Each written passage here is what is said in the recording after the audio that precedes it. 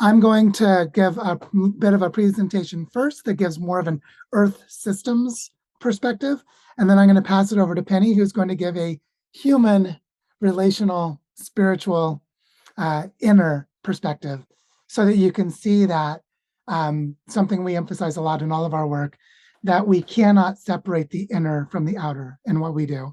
The inner work and the outer work must be done in an integrated fashion. So the title of our presentation today is What Will It Take to Regenerate the Earth? Giving emphasis to the role of bioregional coherence. And you're going to see that we're going to approach this, both Penny and I will approach it in two different ways, but two ways that are, I would say, absolutely essential and not always the way that other people do it. And so we want to really come into this question of bioregional coherence from a living systems lens for the universe and the planet as a whole, and then for what it means to be human in these times. So the question that I'm going to ask and that Penny will then follow on is, what would it mean to make the bioregional movement coherent to itself, which is very much related to all of the work that R3.0 has been doing, convening different kinds of dialogues, bringing people together, helping them to align with each other, to at least not be disruptive or undermining to each other's efforts. And that means there's been a big focus on the human systems dimension, I think for very good reason, which is to look to how humans relate to each other as a social movement. How do different organizations, how do different learning communities, how do different thematic areas that people are working in, how can they align and work together with each other? But there's a challenge, and I would say a deep frustration in that approach, because the human world is already so incoherent with the living systems of the Earth that we could accidentally end up in a lot of navel gazing, of basically looking at human ego dynamics, leadership pathologies, faulty institutional structures, inadequate capacities to build trust and work together, and then just get stuck in the human dimension of the challenges, even if our intention is to get to the living systems of the Earth. And so what I want to invite in my part of the presentation today is that we don't start with human systems, we start with Earth systems. We start with looking at how the Earth as a whole is an unfolding evolutionary process of life, and how is life coherent to itself at a planetary scale, so that we can see that we can find coherence with those living systems of the Earth.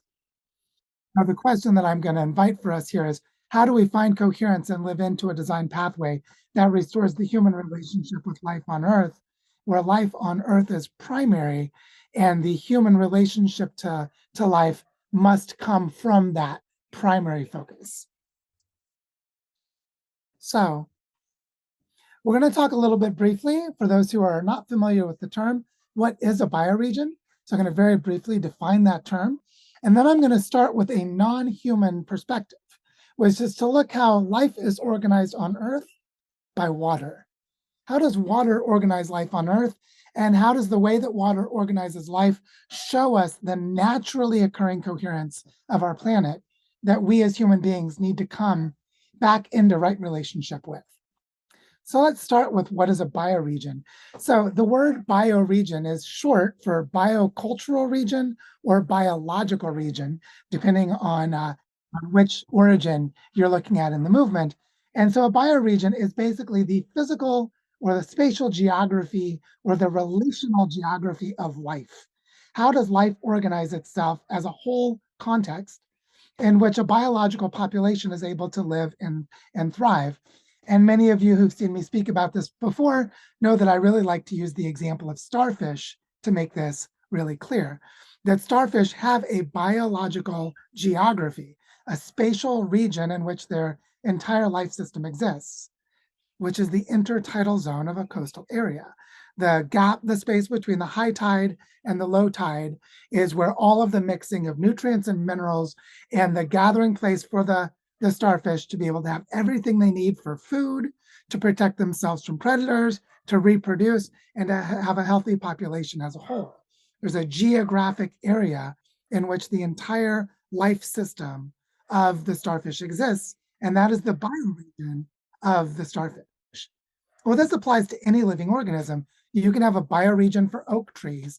You can have a bioregion for tropical dry forests. You can have a bioregion for humans, which of course very strongly relates to our culture. And so the idea of a bioregion is a whole systems lens for understanding how the entire life context comes into being in relationship to place. And so with that way of thinking, you can see that each bioregion is a whole system model for its own regeneration. All of the living systems processes that are reproducing themselves moment to moment exist within this holistic context of place and relational interactions. That is what we call the bioregion. Or said another way, even if you didn't have the word bioregion, the natural coherence of living systems automatically will evolve into and arrive into the coherence of its own bioregional context. Because the bioregional context is by definition the holistic life place in which life can exist and flourish in a healthy way. So if we think in this way, then we can imagine the entire planet as a network of interacting bioregions. And each bioregion is a whole system model for its own regeneration, which means it's already coherent to itself. And we need to organize a planetary network of learning exchanges between bioregions.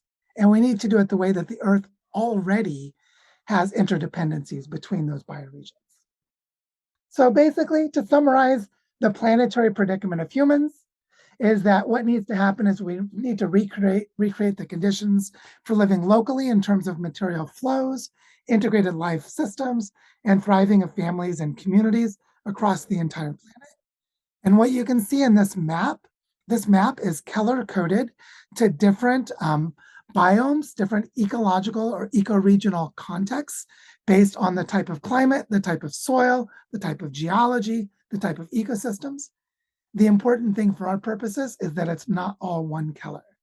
Each color represents a different kind of ecological context, which means we should expect different human cultural expressions for how to live in right relationship to place based on the kind of place it is. And so when we look at the planet as a whole, there's a diversity of ecological contexts. So we should expect a diversity of human cultural expressions for how to live in right relationship to place. And that's how we get back to sustainability. Back in 1983, after a 10-year process with a group called the Balaton Group, which grew out of the original 1972 Limits to Growth study, they found that there was only one pathway to get to planetary sustainability. And this was said more than 30 years ago in 1983. This is Vernon Rutten, who is an agroeconomist, saying that each agroeconomic region is so unique that the concept of transfer of technology is irrelevant. What's relevant is the transfer of the capacity to develop technology and institutions consistent with the local culture and the local ecology. He called it cultural endowment and resource endowment, but basically that we need to create learning ecosystems at the bioregional scale that are contextually shaped by local culture and ecology. And we need to do this all over the planet. And Dana Meadows came out of this saying that from all of this work, there came a vision of a number of bioregional learning centers or holistic ways of learning how to live in place. And that each one of these bioregional learning centers would be responsible for how to manage the regeneration, the health, and flourishing of each local context. Said another way, the only way to achieve planetary resilience, planetary sustainability, is to create a planetary network of bioregions and have each bioregion have holistic understanding of itself through educational processes. And then that educational process tells us how to create local living economies. All of this language came out of the work of the 1970s and the 1980s. And between 1983 and today, no one has found a better pathway to planetary regeneration or planetary sustainability because no other pathway exists. So the only way to achieve planetary sustainability is to come back into right relationship with our local places, embedded within the larger scale interactions of the planet as a whole. So with that in mind, let's look at bioregional coherence from the Earth rather than from humans.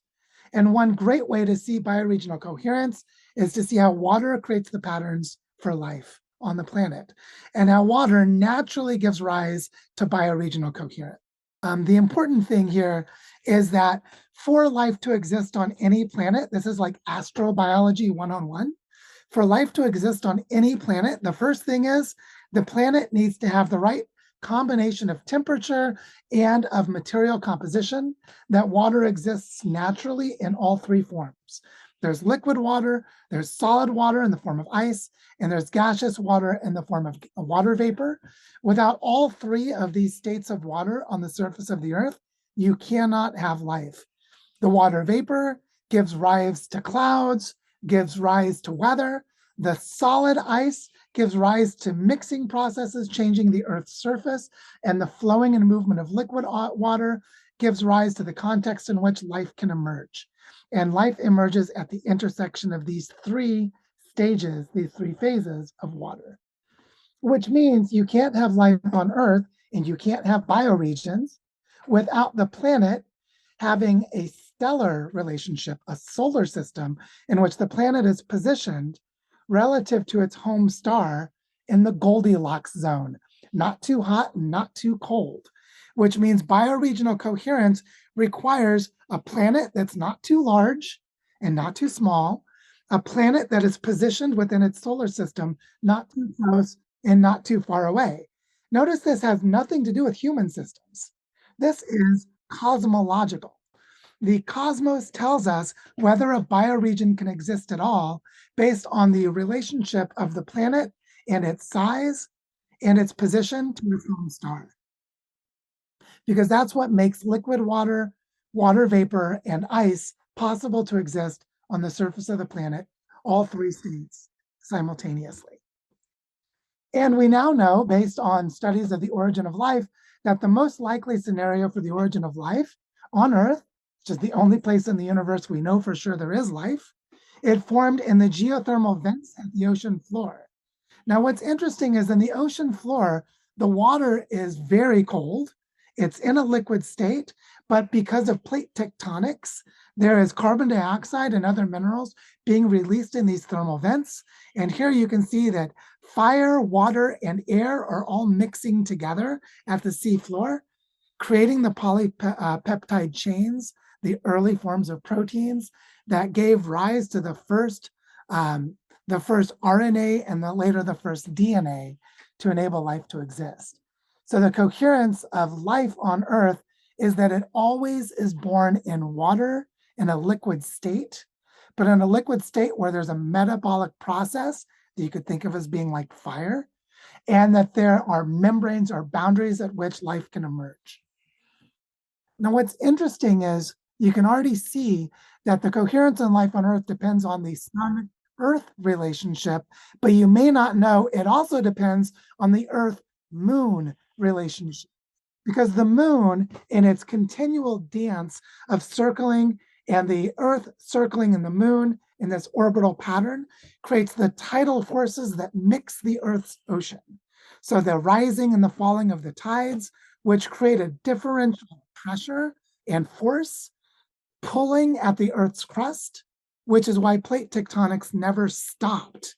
And plate tectonics and this mixing of the planetary carbon cycle is the continual regeneration of life on Earth on multi-million year timescales, which absolutely depends on the tidal forces of the moon. And the moon's mixing of the ocean and the thermal vents that occur at the continent and ocean plate boundaries is where life emerged, which is to say that the coherence of bioregions depends on the moon's tidal forces and the continual mixing of the Earth's ocean. Now, another key dynamic is that we have weather, and weather exists on Earth for two primary reasons. One is the Earth rotates, creating a rotational velocity, and the second is that the Earth is positioned relative to the sun, where the solar radiation or the heating from the sun is more intense near the equator and is more distributed and less intense away from the equator. What that means is that we have a continual thermal pump, heat moving from the equator toward the poles as the Earth rotates. And as the Earth rotates, and this difference in heating between the equator and the pole naturally gives rise to a fluid mixing process that I won't go into here. I just want you to see what it looks like. What you can see is that in the Earth's atmosphere, there are places where air rises and places where air falls. Where air rises, what here are called the Hadley cells and the polar cells.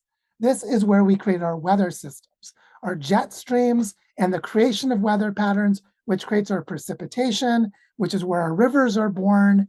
And then you see these feral cells, these downwelling areas, where statistically speaking, you have less rainfall.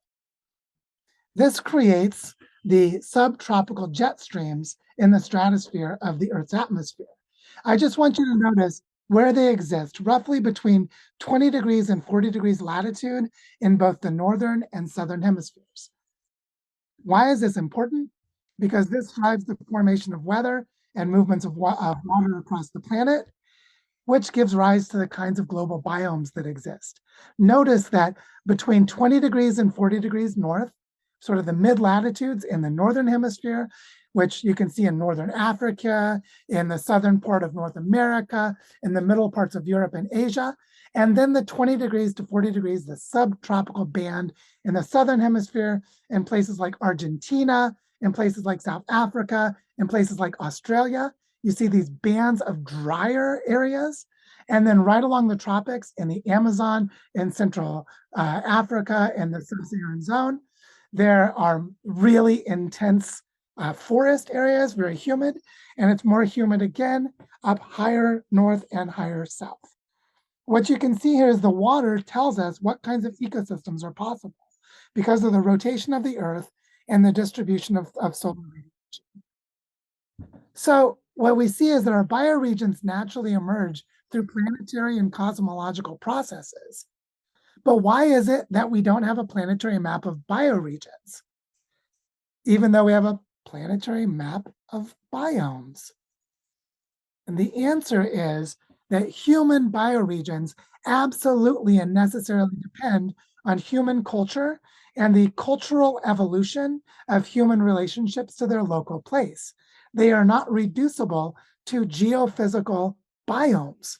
So what this means is the coherence of human bioregions is the cultural evolution of how to live in place. Now let's look at some cultural evolution that denies the existence of bioregions. Here's an example. This is a map of the western part of the United States, where a group of colonizers in Washington, D.C., way over on the Atlantic seaboard, decided to divide the spoils of conquest and war by creating square blocks and calling this one Colorado, that one Nevada, that one New Mexico, that one Utah. So they split the boundaries, they split the bounty of colonizer conquest and domination while completely ignoring natural boundaries, because at the time they drew these natural boundaries, they were completely ignorant of the local ecology. They hadn't even drawn the maps yet. And these boundaries, for those of you who know places like the Colorado River Basin, the world's textbook example of how to mismanage a river, they create conflict and division because of these artificial boundaries. These human political boundaries are a complete absurdity. Whereas the first time someone went and mapped these areas from the US Geologic Survey, John Wesley Powell, he proposed this map for the US Western states based on watersheds.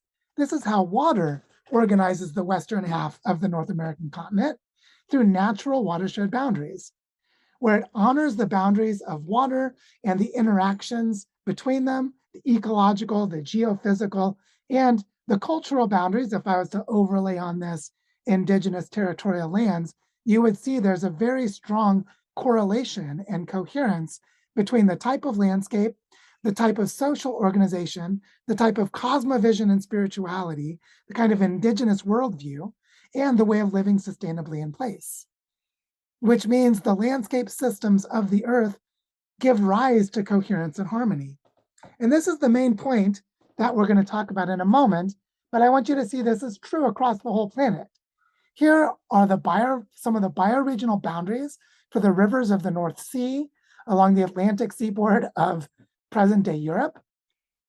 as contrasted with the colonizer boundaries of nation states that ignore these real physical dynamics of watersheds. So what would it mean to make the bioregional movement coherent to itself? First of all, note how the Earth is continuously weaving patterns of life all the way from the scale of local watersheds up to the scale of the entire solar system, that across multiple scales of reality, the Earth is organizing life, that bioregions already naturally exist and are coherent to themselves. But most human systems today are completely ignorant and completely incompatible with Earth's real bioregions. And so the bioregional movement needs to become coherent with these bioregional patterns. We need to learn from and come back into right relationship with the Earth by learning how the Earth organizes life. And so, in summary, water organizes the planet in very powerful ways, in some of the ways I've described today, which gives rise to the entire biosphere of the Earth. Every living being is organized by water. Where there's water, it's possible for there to be life, which means the entire biosphere is a subset of the Earth's hydrosphere, where the climate system is a larger system that includes all of life. The biosphere organizes life by the way that water moves, and that humans organize ourselves within the biosphere. So notice how this is the opposite of the way most human economic policymaking is done. We need to look at how water organizes life at a planetary scale, look at how life organizes landscapes, and then organize human relationships in a healthy way within those landscapes. And this is how to organize your bioregion.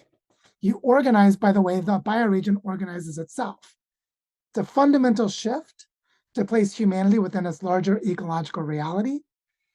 And a great way to practice is to ask how water might organize the human presence on Earth locally, regionally, continentally, and at the planetary scale. So with that, you can see that the role of bioregional coherence is to show us the way to come home. We as human beings need to feel into and embody the natural coherence of bioregions. And if we do this, we will live into the story of bioregional Earth. Now I'm going to pass it over to Penny to share with us some of the reasons why we haven't done this yet. And so Penny, over to you. Thanks, Joe. So what I'm going to do now is just take a slightly different angle on what Joe is saying here by talking about this concept here, embodying eco-hollow fractal coherence. So, and how does that relate to bioregions? How does that relate to the question Joe just posed about what would it mean for the bioregional movement to be coherent to itself? So you might have heard this term if you've been following R3.0 leading up to the conference. Bill Bowie and David Hankey had a conversation about this, and Bill also wrote an article about bioregions as a fractal pattern. So I'm going to come back to that, but first I'm going to talk about coherence a little bit. So some key concepts related to coherence. Coherence is defined in several different ways, in some technical ways and some more general ways, depending on its use. But for now, I'm just going to talk about sort of the more general overview of what this coherence means. So if you think about parts fitting together to create a unified whole, and that the parts being harmoniously aligned, integrated, and connected. So the parts come together to actually create a coherent whole together. They're mutually reinforcing and supporting. You may have seen Bill sometimes shows a graphic of wave functions coming together to support each other. If they're in phase, then they're mutually reinforcing and supporting. And then if you look at the whole itself, then the whole is ordered, stable, and balanced, and there's an efficient use of energy and optimal functioning. So the parts come together in this harmonious alignment to create a whole that is functioning well, that's stable and balanced. So that's like the general overview of what you could think of for coherence. And coherence is all around us. So as Joe was saying, the coherence is in this Earth system itself.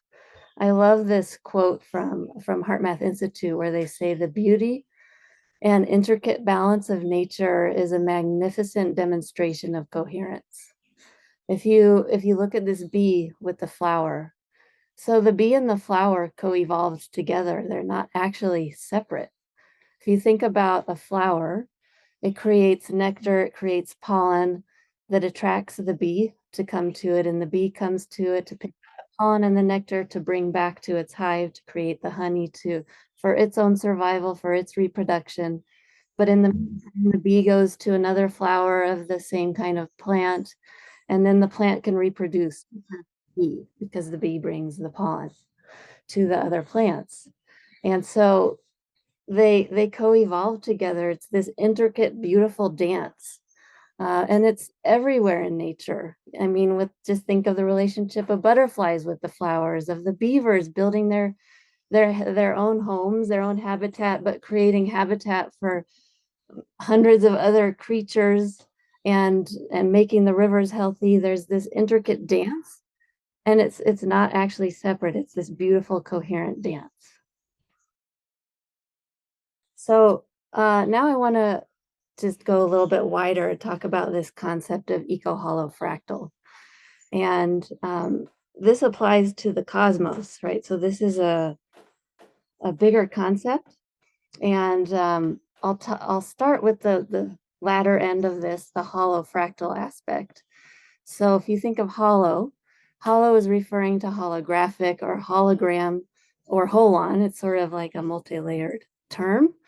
And hollow refers to, like if you think of a hologram, meaning the inherent wholeness of the cosmos is inherent in every point. So every point contains the information of the whole. And then fractal refers to the repetition of fundamental patterns at all scales. Although it's particular scales, it's not every single scale. It's a repetition of pattern across scales. And so if you think about nested fractal holons, then you're thinking about a hole that's also nested within another hole. So that's the idea that the cosmos is actually this holofractal structure and pattern. And so I have a few references here. Nassim Haramein has studied this through physics. He created a unified physics model that unifies quantum physics with relativity. And he has found exactly this, that the nature of the cosmos is holofractal. And then Marshall Lefferts worked closely with Nassim and has also studied Bucky Fuller's work extensively.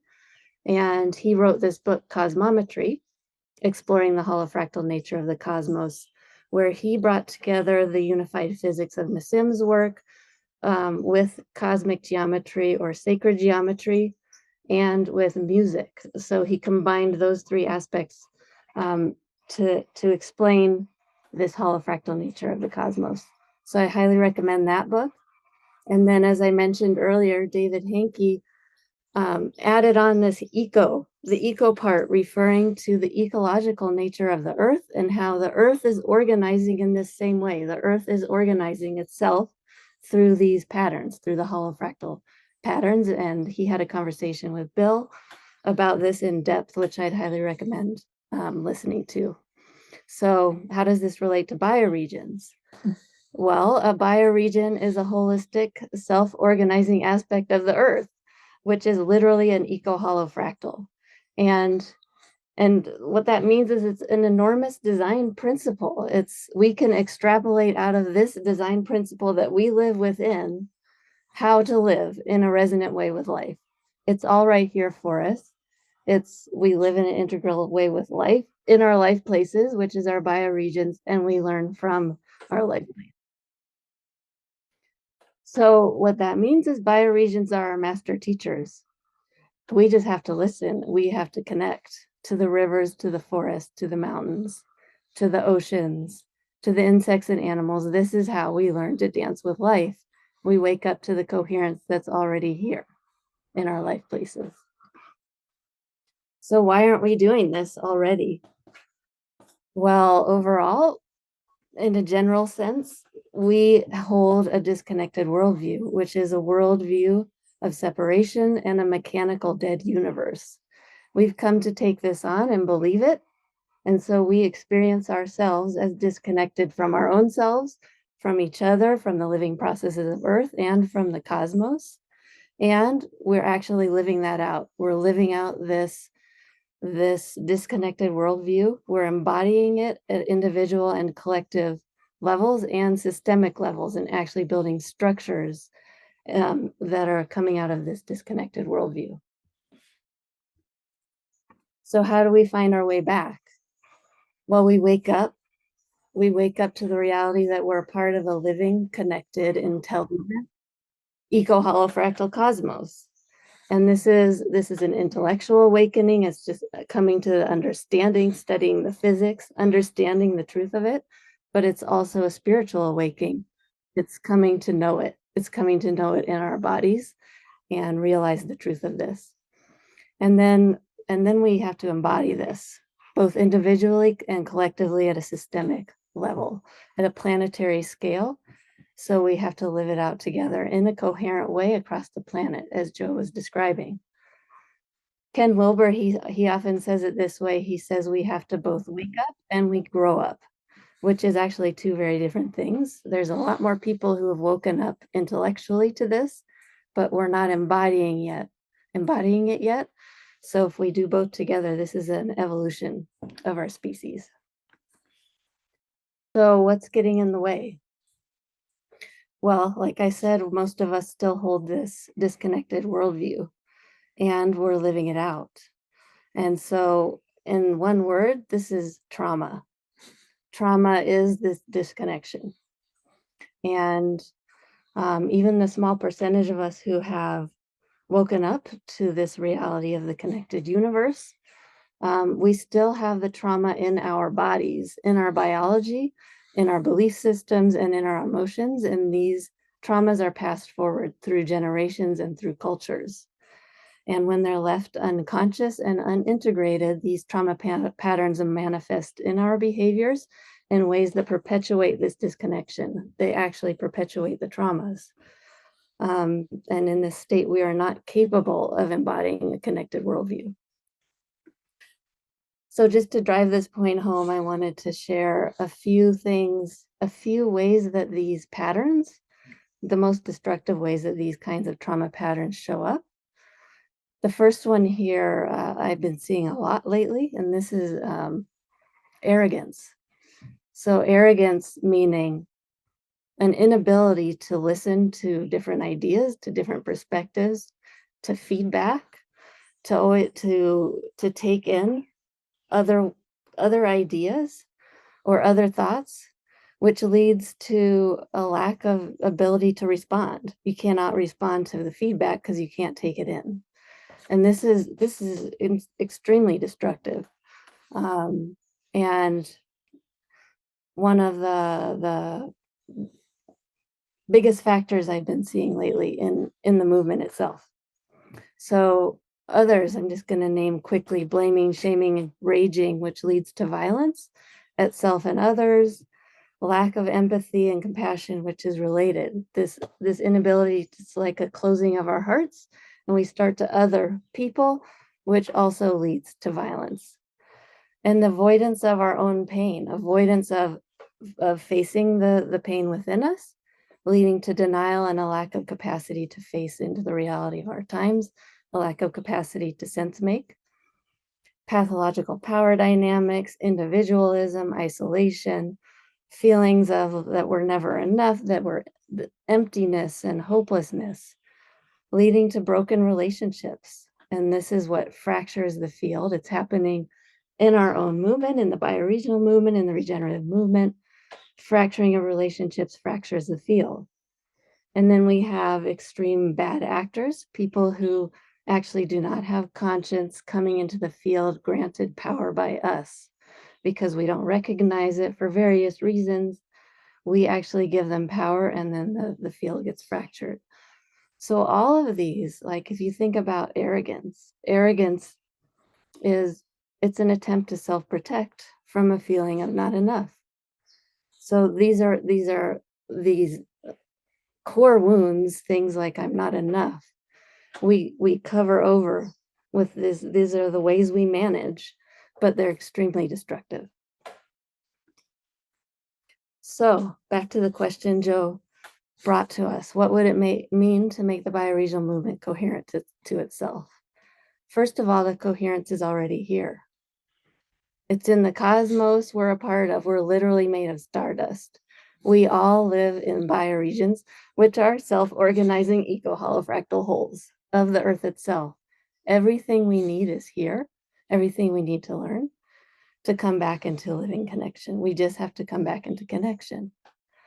The thing that's preventing that is these traumas, but the wound is the pathway. All we have to do is turn toward our deepest pains, meet them with love, meet them in a particular way that allows them to integrate. Because at the heart of our wounds is actually the intelligence of the cosmos. And this is the pathway of transformation, true transformation back into connection. And as we transform and reconnect, we actually become capable of embodying a reciprocal relationship with life itself and become capable of living into a bioregional Earth. Back to Joe. So I just want to share an example of what Penny's talking about as a way of bringing this home. I have a collaborator here in Colombia who is an amazing community leader who was not able to accept or embody regeneration because this was a woman who had experienced extreme sexual trauma and abuse as a child from a family member. And what came out was, as she was trying to let herself feel what regeneration is, she kept hating it and detesting it and pushing it away and criticizing it. And it was because she didn't realize she had locked all this trauma into her body. And then when she had a plant medicine ceremony with some indigenous people in this northern Andes region, it opened up her trauma wound and enabled her to see that her path to regeneration was to help women to come out of cycles of abuse. And it was just a way of showing how sometimes surprising the wound as the pathway can be. But that the insight for us in this, all of this, is that bioregions are already coherent to themselves. We humans have come out of that coherence.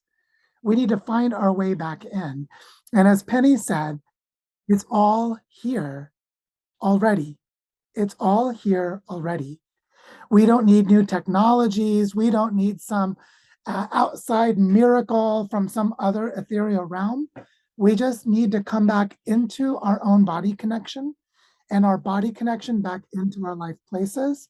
And in doing this, we will become coherent with the naturally occurring patterns of bioregions on Earth. And so that's what we wanted to share with you all today. I'm Susan Bosak, founder of the Legacy Project, the core team for the GTB, Greater Tkaronto Bioregion. We see our work as the legacy project of our time, and it's about living into the story of Bioregional Earth, a new old story. I'm one of the co-stewards of Bioregional Earth, which draws on both Western science and indigenous ways of knowing and being.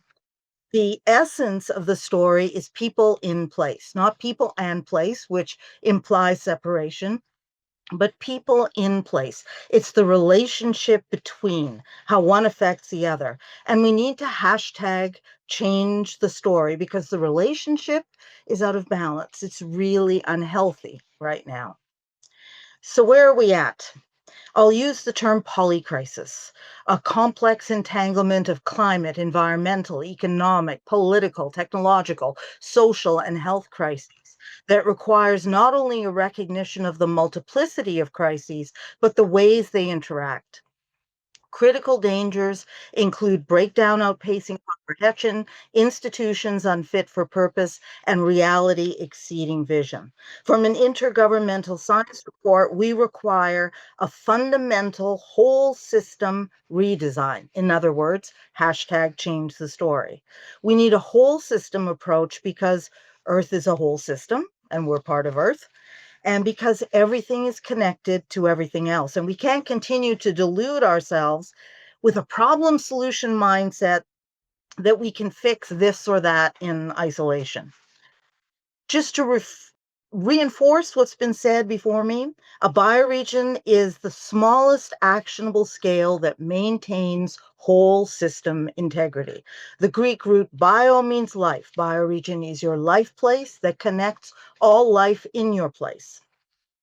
The idea of individual well-being is actually a contradiction in terms, because I can't be okay if we're not okay, family, community, and we can't be okay unless the living systems around us are okay. A bioregion, of course, is defined through watersheds, geology, ecology, culture, including indigenous history of a specific place. The important point I want to make here is that a bioregion isn't just a larger scale than a city or a smaller scale than a nation. A city or nation is a completely different concept than a bioregion, as other people have spoken about, just like the difference between a chair and a tree. A chair is a story that humans made up. It could look like anything, just like a municipal or national boundary is a story we made up. The tree, on the other hand, is real. It's alive. It tells its own story. And what's even more important, the tree makes the chair possible, just like the bioregion makes it possible for us to be alive. The bioregion is what's real, and as Indigenous peoples tell us, right story starts with what's real. A bioregion is about people in place, both social and ecological regeneration. This is an Indigenous holistic understanding of well-being. So look at the whole system and imagine a cascade of resiliency across place-based efforts as bioregions interconnected in a planetary network of learning to regenerate the entire Earth, which is our ultimate goal. My bioregion, the GTB, was first defined by David Crombie, former Toronto mayor. In the 1980s, he led a royal commission on the Toronto waterfront.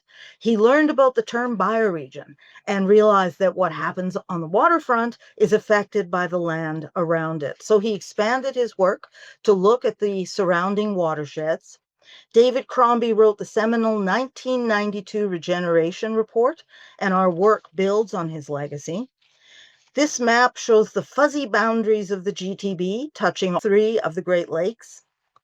3 million hectares, 10 million people, a quarter of Canada's population, including the largest city, Toronto. I want to share a quick peek into something exciting that's happening in the GTB, and an article just came out about it on Sunday in the Bioregional Earth newsletter. We're creating the first whole system bioregional pando funding ecosystem, emerging from discussions with Rob Risigliano at the Omidyar Group and Ana Mullo at the New Capitalism Project, who developed pando funding. The pando metaphor is a really powerful one. The Pando Grove in Utah is Earth's largest and oldest living organism, an amazing whole system. The 47,000 quaking aspens are actually a single tree, interconnected by a collective root system that spans 106 acres. So what can we learn from Pando about how to organize and fund bioregional work? At the simplest level, we need root enabling conditions, core team, bioregional learning center, mapping, relationship building. Then we need to strategically weave together a tapestry of project clusters. Here's how the bioregional pando funding ecosystem is taking shape in the GTB. This isn't a theory of change. This is a description of the actual work happening right now on the ground. We're creating parallel structures and processes with a Horizon 3 view. So enabling conditions are at the bottom, supported by the core team. Project clusters are shown at the top, both ecological and social regeneration, with everything from watershed and large landscape regeneration on the far left to economy, education, health. Note that under this paradigm, working on something like economy, for example, doesn't happen in isolation. It has to be nestled into this kind of interwoven tapestry. So I've talked about my bioregion, the GTB. How does that fit into bioregional Earth? A bioregion in itself is not enough. It's just part of a bigger story. The bigger story is that we have to do it together. Earth is a whole system, so bioregional organizing is only a means toward regenerating the entire planet. Bioregional Earth was birthed at the 7th Generation Bioregional Earth Summit in the GTB in 2024, which had thousands of participants viewing from around the world. Bioregional Earth isn't an organization, it's not an initiative, it's a story. The story of our time, a new old story. And never underestimate the power of a story, because stories are really all we are as human beings. This story is a shift in how we see our world and our place in it, like the kind of shift that happened from the iconic 1968 Earthrise photo. This story, it does not belong to us, but it is co-stewarded through a North-South collaboration between myself and my colleague Brian Pupa and Joe Brewer and Penny Heiple. You can see the GTB here in the Great Lakes Basin with 21% of the Earth's fresh water. Joe and Penny are working with 7 territories in the Northern Andes, some of which include headwaters for the Amazon Basin, which has 20% of the Earth's fresh water. We fractally scale for impact. Within a bioregion, we're connecting an isolated plot of land or project to the larger ecology and holistic landscape. At the same time, we work in the GTB scales up to the Great Lakes, work in Barichara scales up to the Northern Andes. The GTB and Barichara also inform each other as we create the bioregional Pando funding ecosystem together. We share 5 themes to create coherence in the work across bioregions, while each bioregion still retains its unique context and identity. Projects are clustered under the 5 themes of governance, regenerative economy, health, regenerative education, and ecological regeneration. So a quick look at what this looks like on the ground. For ecological regeneration in the GTB, we have a bioregional learning center network that includes the conservation authorities organized by watersheds, local universities, environmental programs, farms, libraries, schools. We're working with all 13 conservation authorities in the GTB to coordinate hundreds of watershed and large landscape projects. We're doing a detailed GeoAI land cover mapping of the bioregion for planning and monitoring, and that will be used by the 100 plus municipalities in the GTB. This also will include a sociocultural layer, including indigenous layers, creating using Kinefin SenseMaker software. We have partnerships for backyard and agricultural regeneration. We have deep indigenous knowledge interaction. We're working with Dr. Dan Longboat at the Indigenous Environmental Institute at Trent University and the 8 First Nations in the GTB. Similarly, in Barichara, they're creating a learning ecosystem, doing reforestation and watershed restoration, working on geospatial mapping, developing an integrated landscape management plan, and building local identity, respecting the ancestral lands of the Guane people. Patterns of similarly structured place-based work, modeled by the GTB Barichara collaboration, show how we can effectively fund bioregional work. Each bioregion at the left there has a portfolio of projects clustered into similar, like 5 themes.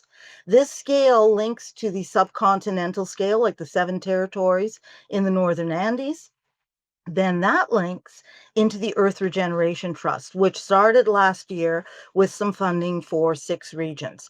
This coherent whole system approach lays a foundation for cascades of resiliency to be able to take hold. Living into the story of bioregional Earth is about meeting this global moment while working toward Horizon 3. We need to hashtag change the story from the old world to a new world that, instead of the clockwork universe, has as its guiding metaphor an ecological world, is grounded in the reality of interdependence, regeneration, harmony, is translocal and contextual, that moves from the age of empires to the age of bioregions, and that respects our planet as a whole system in which everything is connected to everything else. And so we end where we started, with people in place, living into the story of bioregional Earth.